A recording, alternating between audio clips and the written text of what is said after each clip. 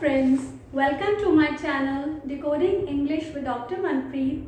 Today we are going to study the poem Where the Mind is Without Fear by Rabindranath Tagore.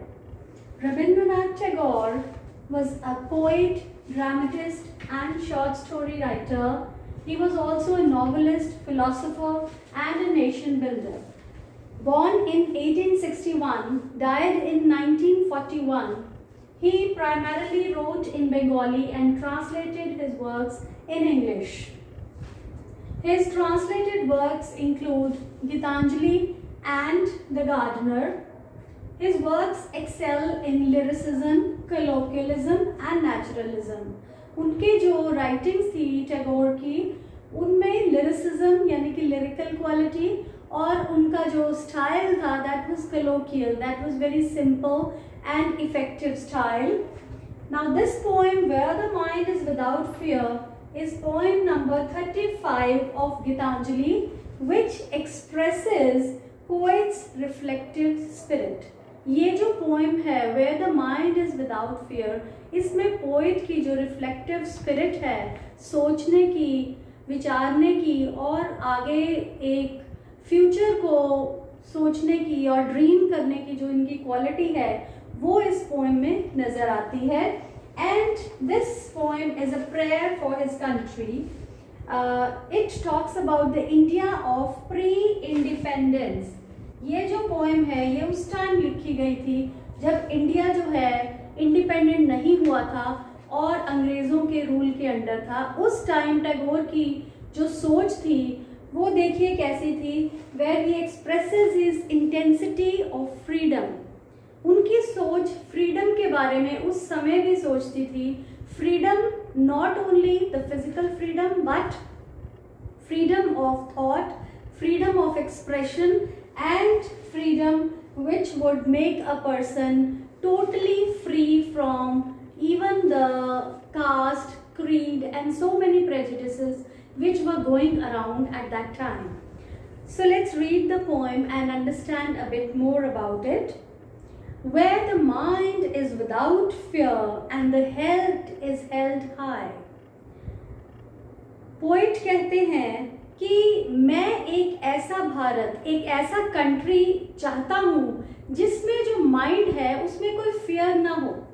एक ऐसा भारत जिसमें जहाँ निडरता हो, जहाँ कोई फियर ना हो और हर इंसान अपना सर ऊंचा करके चल सके. So he dreams of a country where you can just hold your head high in self-respect and dignity, where knowledge is free. He dreams of a country where knowledge is given free. That means every person has a right for equal opportunity of attaining knowledge. हर इंसान के पास ये हक हो, ये opportunity हो, उसको ये मौका मिले कि वो नॉलेज को इकट्ठा कर सके, पढ़ सके, समझ सके और उसको अपनी लाइफ में आगे बढ़ा सके. Where the world has not been broken up into fragments by narrow domestic walls.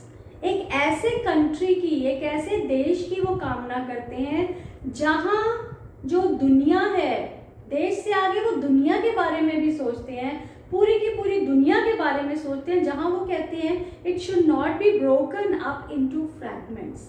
हिस्सों में ना बटी हो.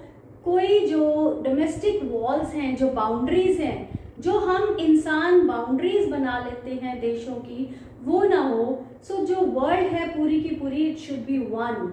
Every person should come together and they should live in brotherhood, where words come out from the depth of truth. Words जो हैं, जो शब्द हैं, वो ट्रूथ से भरे हुए हों. यानी everyone should live a truthful life. There should be no lies, no falsehood around us, and people should live a good life, a virtuous life, where tireless striving stretches its arms towards perfection. He says the world should be such that there should be a constant struggle that everyone should work hard and everyone should strive towards perfection. इतना hard work करें कि perfection की तरफ बढ़ें, यानी कि अपने जो ड्रीम्स हैं, अपने जो सपने हैं, उनको पूरा करने में लग जाएं. Where the clear stream of reason has not lost its way into the dreary desert sand of dead habit. हमारी जो सोच है वो एक झरने की तरह साफ हो. Here he uses a metaphor. सोच को कंपेयर किया गया है झरने से, एक साफ पानी का झरना. So this is a metaphor where he uses this, and he says that we should make our way, we should not lose our way into the dreary desert sand of dead habit. हम कहीं डल चीज़ों में बंद कर न रह जाएं, बल्कि एक नए उजाले की ओर, नए सोच की ओर, नई सुबह की ओर सारे मिलकर चलें. Where the mind is led forward by thee. Mind हमें आगे लेकर जाए, हमारा माइंड इतना विकसित हो, हमारा दिमाग, हमारी सोच इतनी विकसित हो कि हम इतना आगे जाएं. We just leave all the outdated practices. पुरानी जो सोच है, पुराने जो गलत रीति रिवाज हैं, उनको हम तोड़कर, breaking away the narrow thinkings, breaking away the barriers of caste, creed, religion and prejudices, we all must go forward and attain a beautiful, a free country. And he says, where the mind is led forward by thee into ever widening thought and action. हमारी जो thought है, the thoughts should be ever widening. They should get bigger, they should get wider, and the action should also speak of the freedom of thought and expression into that heaven of freedom. My Father, let my country awake. So it is a prayer. The poem ends in a prayer form where he says that I want my country to enter that heaven of freedom. मैं चाहता हूँ कि मेरा country उस स्वर्ग में पहुँचे, उस हेवन में पहुँचे, उस फ्रीडम में. He says, my Father, that is, he's addressing God, and he says that my country should awake in this, the sleeping thinking, the sleeping thought and expression of the people must awake into the new India, into the free India, as the poet says. And he soars high above the world of freedom, of thought and the action, and he dreams of such a kind of country where we go ahead of all the obstacles, and we go into the spiritual and the intellectual freedom. Now let's have a look at the poetic devices used in the poem. The first device we're going to talk about is metaphor. Metaphor is a word or phrase applied to an object.